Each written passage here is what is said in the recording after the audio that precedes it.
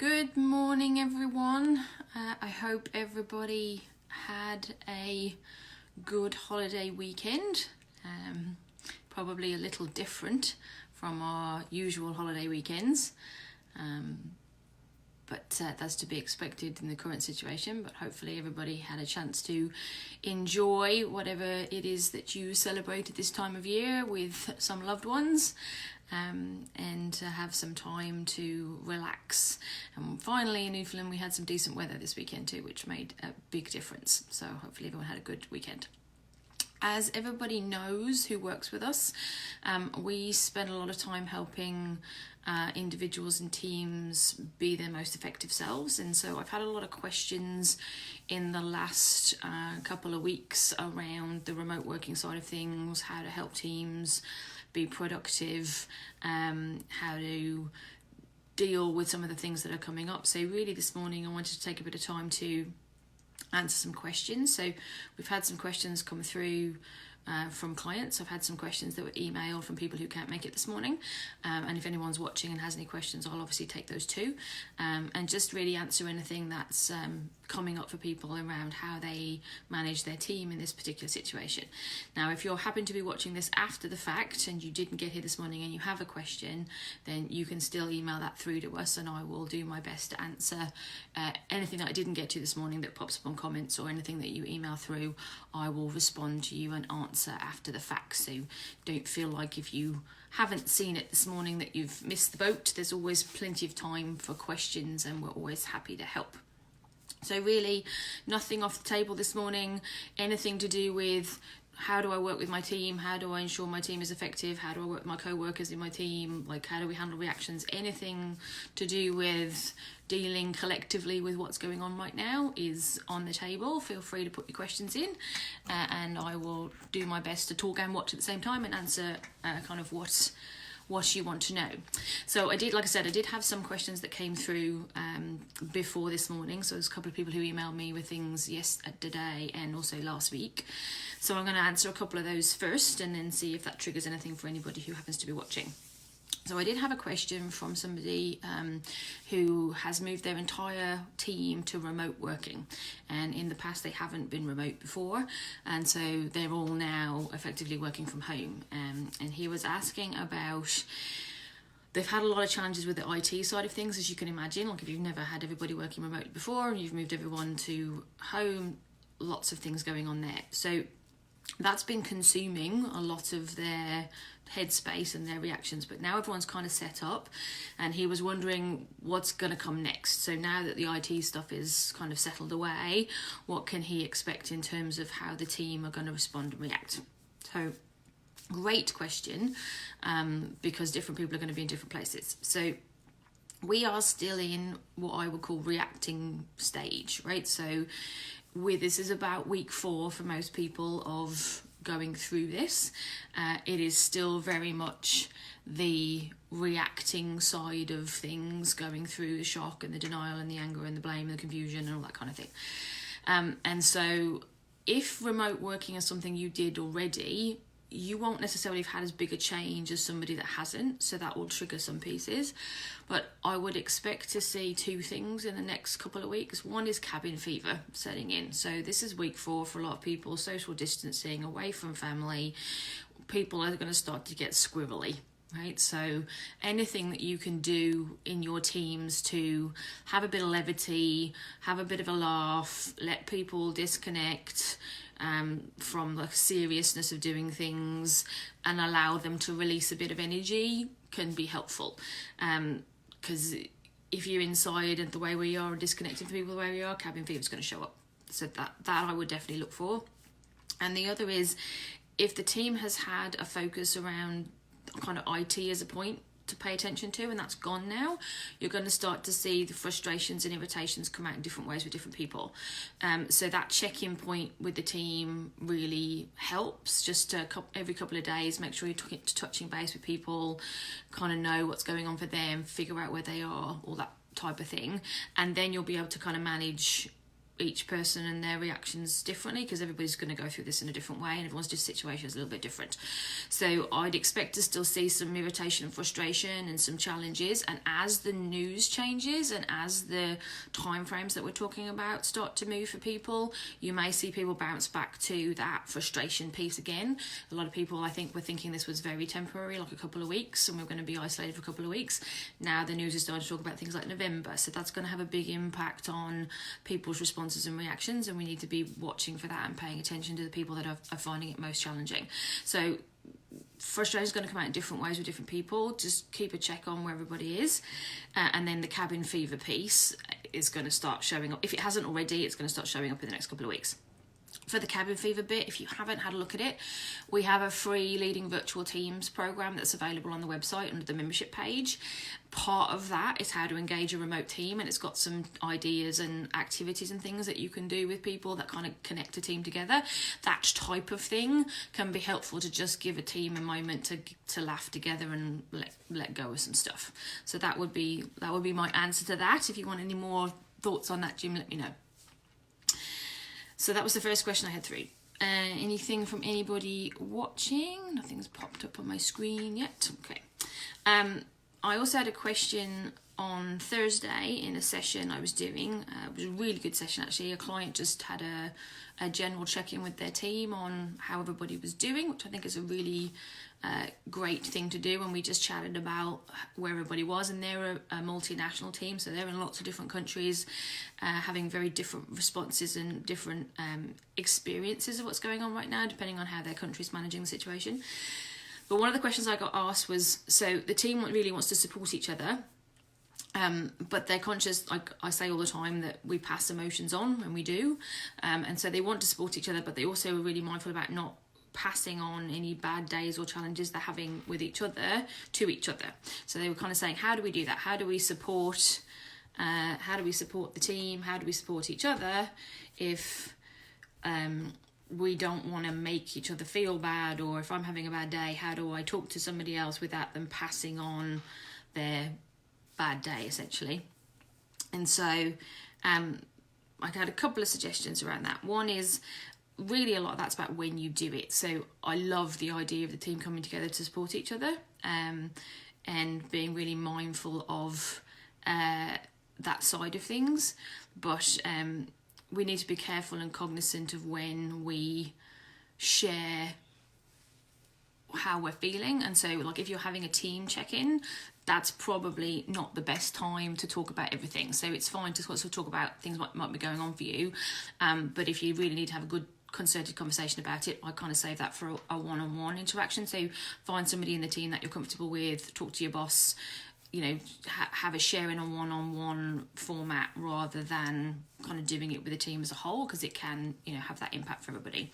And then if you're the person on the receiving end of it, so one of the important things I think is that we don't get into it with somebody. So what can happen is I'm having a day where I'm anxious or I'm just not feeling great about what's going on, and I come to talk to you, and what you do is you empathise, which is great, but then we kind of wind each other up and we start talking about how bad everything is, and I agree with you agree with me, and all of a sudden it's all terrible, as opposed to empathising and then talking about, so what can we do and how do I help, and helping the person be more proactive or more thoughtful about how they can move themselves forwards, rather than getting in and agreeing with everybody all the time. So I'm not saying that it's not really challenging right now, because it absolutely is, and empathy is really important, and we can't ever really understand what anybody else is going through because everybody's experience is different. But we need to make sure that we're not encouraging ourselves to spin together. So taking on that kind of headspace of how do I help somebody, what do I do here, is really important. All right, I've got a few people watching. I'm not getting any notifications up this morning, so I'm not sure if I'm missing anything from anybody.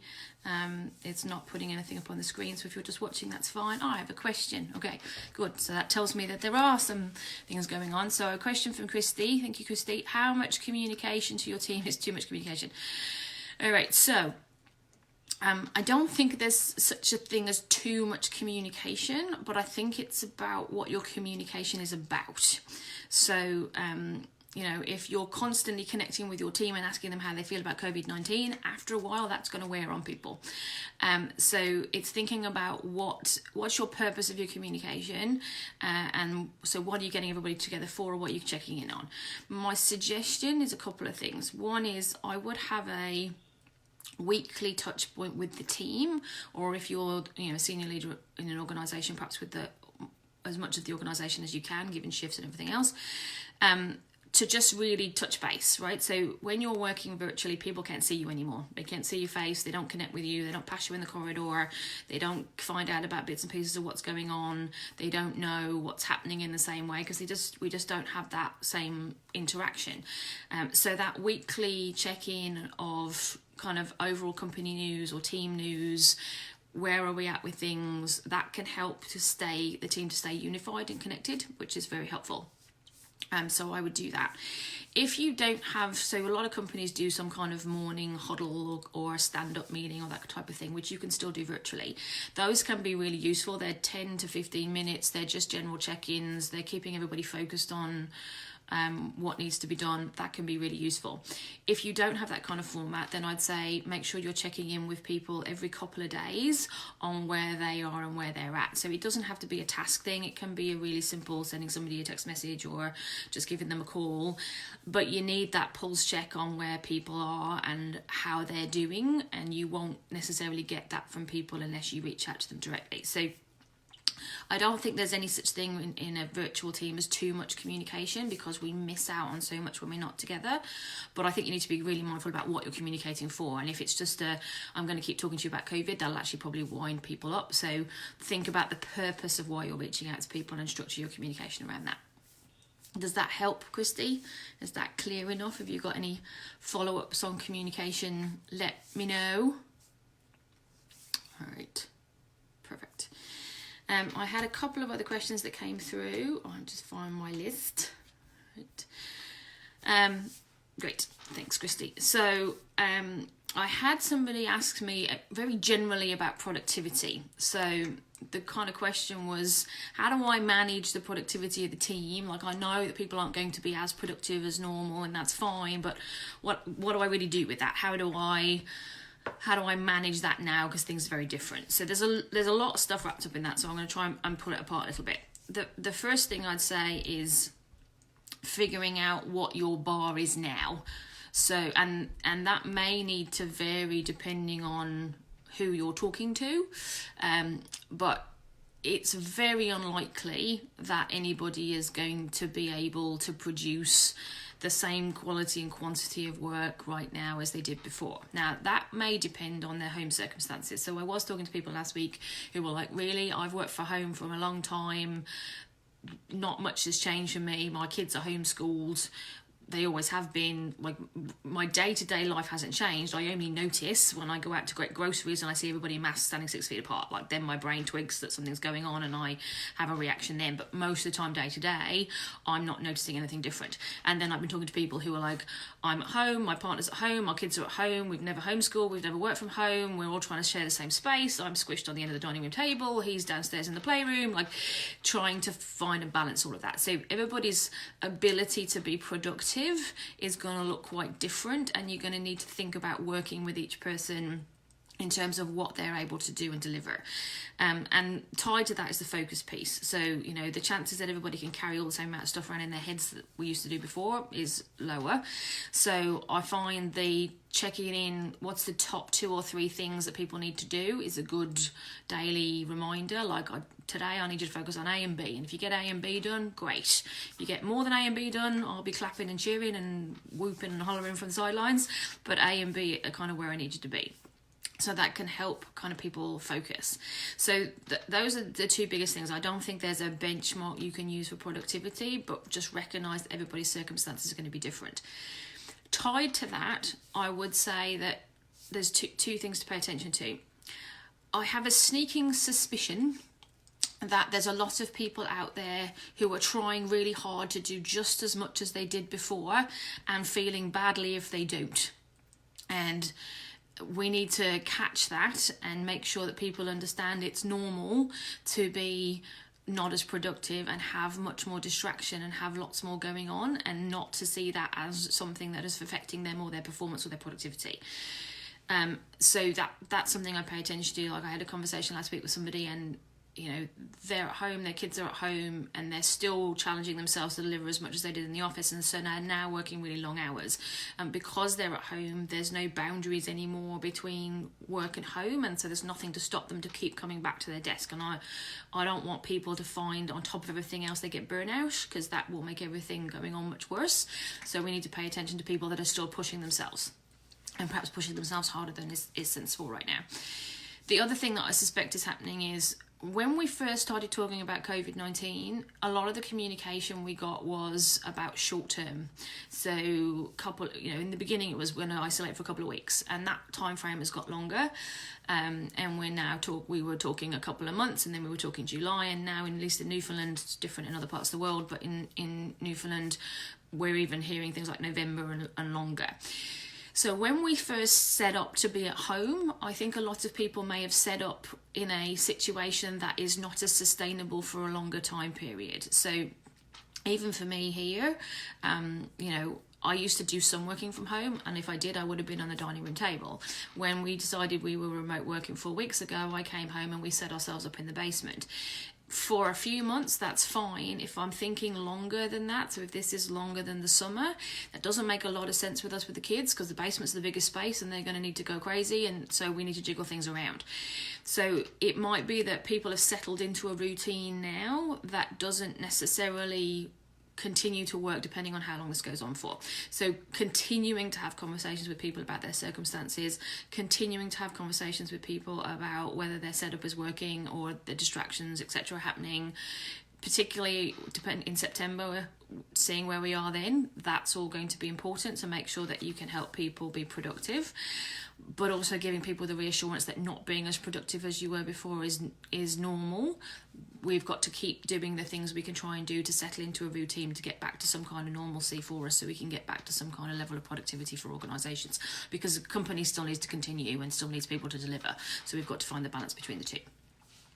So those are my kind of points on productivity. If anyone has any other questions on that, I'd happily chat about that a bit more. So feel free to ask anything you want to ask about the productivity or performance side of things. It's definitely a moving feast, that piece of it. Are there any other questions from anybody watching? I have 2 more that were sent in ahead of time to cover. Anything from anybody else who's online here? If there is, put it through. And if you finish watching and then you're like, oh, I should have asked, or something comes to you this week or next week, feel free to send me an email. I'm happy to respond to any of the questions that anybody has got. So the last couple of questions were actually around managing some of the bits and pieces that are going on right now. So I had one person who said, I never liked having performance conversations anyway, and now I have to do them remotely. So what do I do? How is this different? Is it different? What do I do? Which is a great question, because we still got to lead people in the way that we would have done if we were sitting next to them in the office or they were in a different office.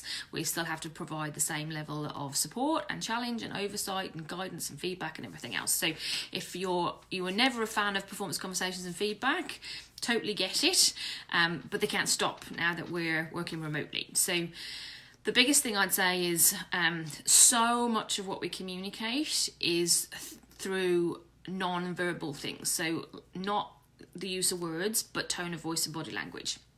And so anytime you can use video conferencing to be actually able to see somebody's face and hear their tone of voice, that is going to be your best option. We can't get together anymore. We can't sit in the same room and see each other, but there's a lot of technology out there, just like this, that allows you to see people and see their reactions and understand what's going on. So make sure you make use of that technology. You will get so much more information out of how a person shifts and moves in a conversation, and their body language and their facial expression and their tone of voice when they talk to you, that you really just don't want to lose that piece. So make sure that you have that going on. If you can't, so I do have some clients who just don't have the video capacity for all of their people. Some people are working remotely in places where they don't have the connection to do that. Phone still works. Bear in mind, you can't see somebody's face and you can't read their body language. So you're missing about half of what you would normally get in a conversation with somebody in terms of communication.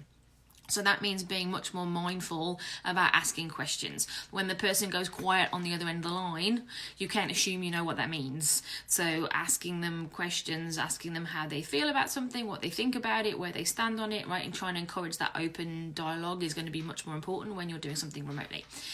Beyond that, a lot of it's the same. So for those of you who are members or have worked with us in the past, our NICER framework that helps you work through how to have those more challenging conversations and kind of walks you through the 5 steps of doing it, is still applies, right? It still applies in this context. Where you also might find a slight difference right now is a big part of what makes those conversations effective is you staying in a positive place with the person, right? So this is not about pointing fingers, blaming, judging. That's never helpful in those kind of contexts. It's about helping somebody understand the impact they're having and change it.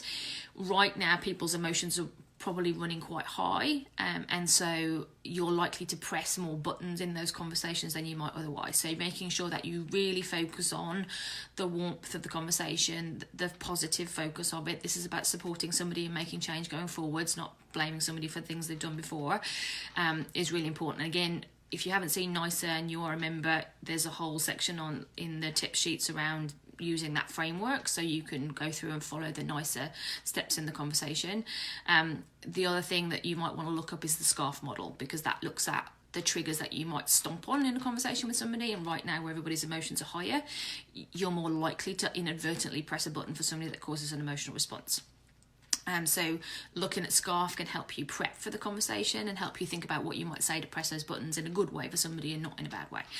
And then I just say what I say all the time, which is emotions are data. They don't tell you anything other than something is important to somebody, either good important if they're having a happy response or bad important if they're having a negative response. It doesn't tell you why, it doesn't tell you what's going on for them. It's just a cue for you to be supportive and to explore. So if you are in a conversation with somebody and they have an emotional reaction, right now it might be nothing to do with what you did and everything to do with what's going on. In any case, you follow the same rules. You stop, you pause, you support the person going through whatever it is that they're going through in the moment, and you ask them questions and you try to get the bottom of it if it's appropriate, and then you figure out how you don't press those buttons again for them. Right. So those are really the big 3 things for if you're having to do performance conversations right now. Face-to-face, video face-to-face is as good as you're going to get. So if you can do that, great. Follow the frameworks that are there to help you, navigate those conversations the best way that you can, and realise that you're probably going to get more emotional reactions than you might otherwise right now. That's okay. That's part and parcel of people dealing with all the things that they're dealing with as they go along. All right. I don't have any more questions, as I kind of answered 2 in 1 when I did the productivity question about people who were being really hard on themselves. Is there any questions from anybody else who's watching? Anything anyone would like to know about when you're thinking about working with your full team remotely? As I said, if you have questions and they come to you either after today or you don't want to ask now on the screen, feel free to send me an email. It's jchapman@e3.ca and I will answer, or if it's a longer answer, give you a call if that makes more sense, and just chat through whatever you're trying to figure out with your team. We're here to help through all of this the best way that we can and share whatever experience, knowledge and tips we have on how to help teams be their most effective selves. It is, this is not normal and isn't going to be normal for people for quite a while. The longer that this goes on for, or the longer time frame that we need to consider the remote working piece, the more I would suggest checking in with people and making sure that they are set up in ways that are going to work for that period of time. You're going to see increasing levels of challenge with cabin fever and with people kind of bouncing around the change curve as things shift and change out there in the world. And if you are an international team, as some of our clients are, pay attention to, I'm seeing some challenges because of how different states, provinces or countries are handling the situation. So in some places we've got more of a lockdown than we have in others, and there's becoming a bit of a, well, our way is the right way to do it in places. There's no right way of doing this. There's only the way that your state or province thinks they need to handle it based on their own statistics. So you know, it can get a bit confusing for people if they're working with people in other countries to hear what they're doing. I think the sharing part of that's important. Just caveat it with everybody and say, you know, there's different countries doing things in different ways. We need to abide by the regulations and processes in our own part of the world so that people don't get confused about, you know, we no longer have to social distance, or, you know, our economy is going to be bouncing back and everyone's going back to work, or whatever messages are being shared in their part of the world that might not be true for somewhere else. So I think that covers pretty much everything I've been asked so far. I hope everybody, I said at the beginning, I hope everybody had a good weekend, good holiday weekend, and had a chance to relax and kind of mentally park some of this stuff. It probably looks a little different for everybody, but the sun was shining in Newfoundland, which is a minor miracle and made a big difference to my weekend. As always, if you need anything, please reach out to us. We're here to help. If you have found yourself leading a virtual team for the first time, there is a free course. We put our online course up on the website for free. You don't have to pay to do it. Just go into the membership page and sign up as a guest. You get 7 days free access, and it's the first course in the resources section available for you to do. It doesn't cost you anything.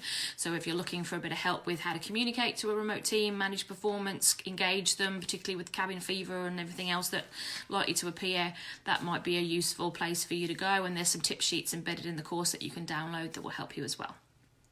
So I wish everyone a fabulous rest of the day. It's supposed to be here lovely and sunny in Newfoundland, so I hope you get out and walk your dog or whatever you do to stay active and stay 6 feet apart. I wish everybody a good week, and I will see you again next Monday for a slightly different conversation on a different topic. Take care, everybody, and have a good week. Bye.